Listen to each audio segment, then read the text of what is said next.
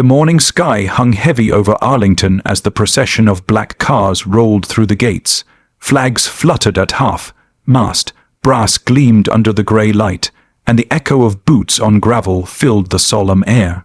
It was the funeral of General Marcus Hale, a name carved deep into the history of American valor.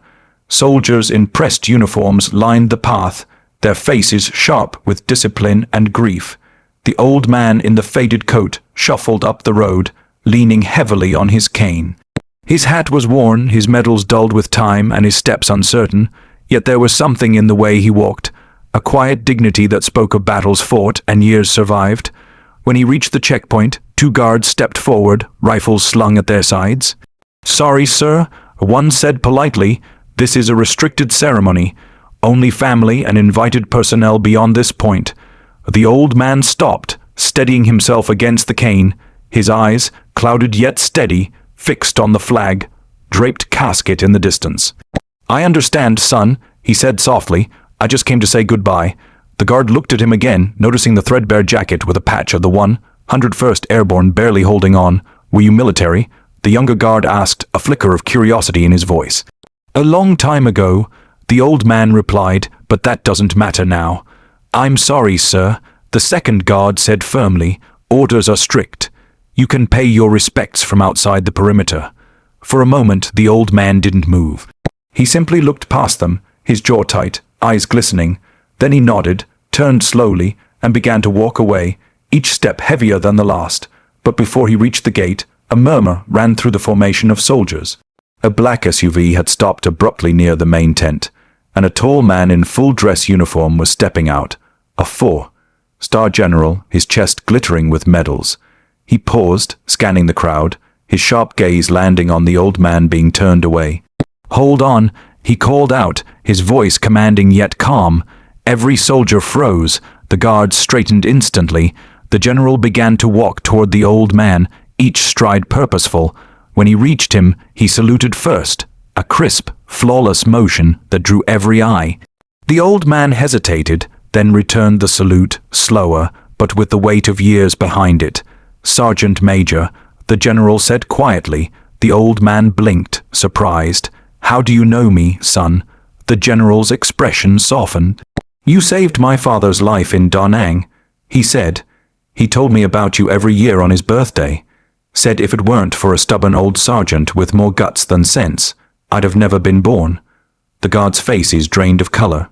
They exchanged stunned glances, realizing who stood before them. The general turned to them, his voice steady but firm. "This man goes wherever he wants. Today, he sits front row." The guards snapped to attention, stepping aside instantly. The old man tried to protest. "No need for that, General. I just wanted to say a few words from the back." But the general shook his head. "General Hale would have wanted you by his side. He spoke of you often. Said you were the only man he ever trusted completely." The old man's eyes widened slightly. "Marcus still remembered me. Every day," the general said softly. "He told us how you carried him out under fire, refused to leave him when the evac was called. He said you were the reason he ever made it home."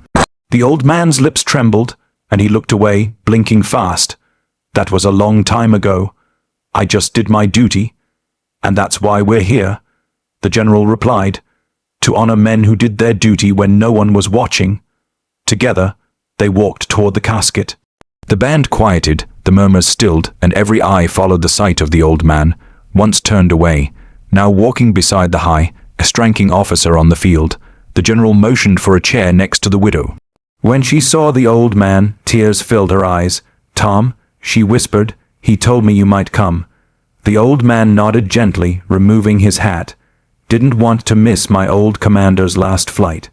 As the ceremony began, the chaplain spoke of honor, sacrifice, and friendship that spanned lifetimes. When the time came for final remarks, the general leaned toward the podium but paused. "There's someone here who knew General Hale better than anyone," he said. "Someone whose story reminds us what true brotherhood means." He stepped aside. The old man rose slowly, gripping his cane. For a moment, silence hung like a held breath. Then he began. "Marcus Hale wasn't just a soldier," he said, his voice thin but clear. He was a man who carried everyone else's burden without complaint. I remember one night in the jungle. We were surrounded, outnumbered, and scared. Marcus told me, "Tom, we'll make it out, but if we don't, it's been an honor." I told him he was crazy for smiling in a storm like that.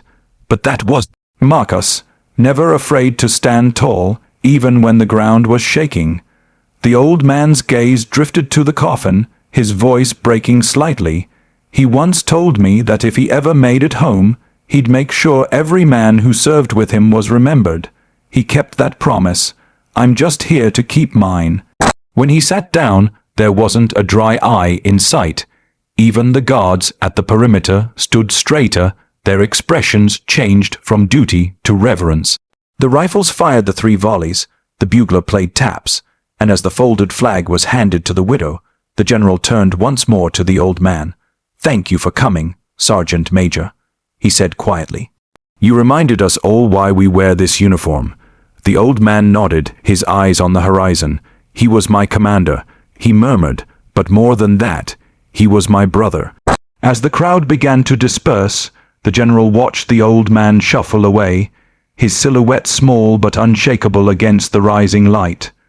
The guards stood aside, saluting until he was gone. Later, one of them asked the general, "Sir, who was that man really?"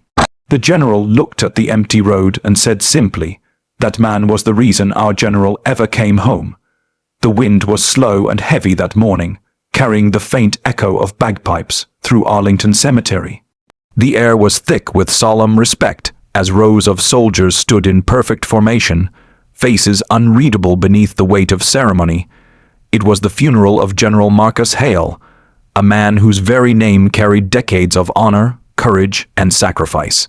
Black cars lined the path, and white gloves clutched folded programs that trembled in the October chill. Yet, among all the high ranks and gleaming medals, an old man approached on foot. His coat was frayed at the sleeves, his boots dusty, and a single faded patch clung to his shoulder, the emblem of the 101st Airborne Division. His hands shook slightly as he leaned on his wooden cane, but his eyes were clear, sharp, carrying the kind of silence only war could carve into a soul. He reached the checkpoint just as the honor guard raised their rifles for inspection.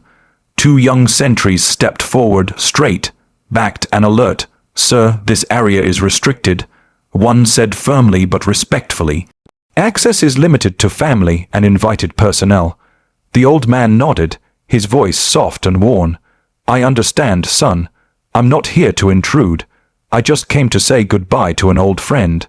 The guards exchanged uneasy glances. The second one asked, "Were you military, sir?" The old man's lips lifted slightly in something between pride and pain. "Once, a long time ago, but time doesn't salute anyone." The guards hesitated, torn between orders and instinct. "I'm sorry," the first one said finally. "Protocol's strict today. The general's funeral has high-level attendance. You can pay your respects from outside the perimeter." The old man's shoulders fell slightly. He gave a faint nod, turned, and began to shuffle away. His cane tapped against the gravel like the slow beat of an old drum, fading into the distance, and then a murmur cut through the silence. From the far end of the procession, a black SUV came to a stop. Out stepped a tall man in full dress uniform, a 4-star general. The medals across his chest caught the dull light, but his expression was grim, searching. His gaze swept over the crowd until it found the old man being turned away. The general froze for a heartbeat, then began walking toward him with measured steps. Conversation stopped. Soldiers straightened instinctively. The band lowered their instruments. When the general reached the old man, he halted, heels clicking, and snapped a crisp salute. The young guards blinked in confusion. The high-ranking officer in sight was saluting the man they had just denied entry. The old man hesitated, then lifted a trembling hand to return the salute. The general stepped closer, his voice low but steady. "Sergeant Major Thomas Reed," he said, as though speaking to an old ghost. "It's been a long time." The old man blinked in disbelief. "You know me?" The general nodded. My father did. You saved his life in Da Nang, 1969. He told me stories about you, said if not for a stubborn sergeant who wouldn't leave him behind, I wouldn't be here to wear these stars. The guard's eyes widened. The old man's lips parted slightly. Your father was Captain William Trent. The general smiled faintly. That's right, he never forgot what you did. The general turned to the guards, his voice firm. This man goes wherever he wants. That's an order. The young soldiers immediately stepped aside, standing at full attention. I didn't mean to cause trouble. The old man said softly, I just wanted to see Marcus one last time. The general's tone softened. General Hale would have wanted you right here. He spoke of you often, said you were the bravest man he ever served with. The old man's eyes filled. He remembered me, every day, the general replied. He said you carried him through hell more than once, that when he thought he'd never see daylight again, your voice kept him alive. The old man lowered his head, whispering, he was the finest commander I ever knew. Together, they walked toward the front, past rows of decorated officers who stepped aside in silent respect. As they approached the casket draped in stars and stripes, the widow looked up. Her eyes widened, and her hand went to her mouth. Tom, she whispered, standing. You came. He removed his hat, his voice trembling. Ma'am, I couldn't stay away. She took his hand, holding it tight. He said you'd show up. Said if you did, I should tell you one thing, that you were his brother till the end. The old man closed his eyes, the tears he'd been holding back slipping free. He was mine too. The chaplain began the service, words of faith and honor weaving through the quiet. When the time came for final remarks, the four-star general stepped forward to the podium but paused. Before I speak, he said, his voice resonating through the crowd, there's someone here who knew General Hale long before the medals, before the parades, before the stars. He knew him in the mud, the rain, and the fire of war. Sergeant Major Reed, would you do us the honor? Every head turned as the old man slowly rose, cane in one hand, his worn hat in the other. He walked to the front, pausing beside the flag-covered casket. The air felt still enough to break. I served under Marcus Hale in a jungle far from here. He began, his voice cracking but clear. We were young, scared and half crazy, but Marcus, he was steady. When the sky fell apart, he stood taller. When men broke, he picked them up. He wasn't just a leader, he was a shield. He looked down at the coffin. One night, surrounded and out of ammo, he told me, Tom, we'll make it out or we'll make it count. And we did both. That's the kind of man he was. His voice dropped, almost a whisper. He told me once that if he made it home, he'd never let his men be forgotten. He kept that promise, and I made one too, that I'd never miss his final roll call. So here I am, Marcus, mission complete. Silence followed. Even the wind seemed to pause. The general, the widow, the guards, everyone stood motionless as the old man saluted one last time. When the rifles fired, their volleys and taps began to play. The sound tore through the air like a final heartbeat. The general turned to the old man. Thank you, Sergeant Major, he said quietly. You reminded us what service really means. The old man gave a faint smile. Just did my duty, sir, same as he did. When the ceremony ended, the old man stood for a moment longer, looking at the flag, then turned and began to walk away. The guards who had stopped him earlier now stood in salute until he passed. One of them, barely out of his teens, whispered, Sir, who was that man? The general watched the old figure disappear down the path. That man, he said softly, was the kind of soldier we all wish we could be. And as the old man vanished beyond the gates, the sun broke through the clouds, lighting the field of white stones, as if even heaven itself was standing at attention.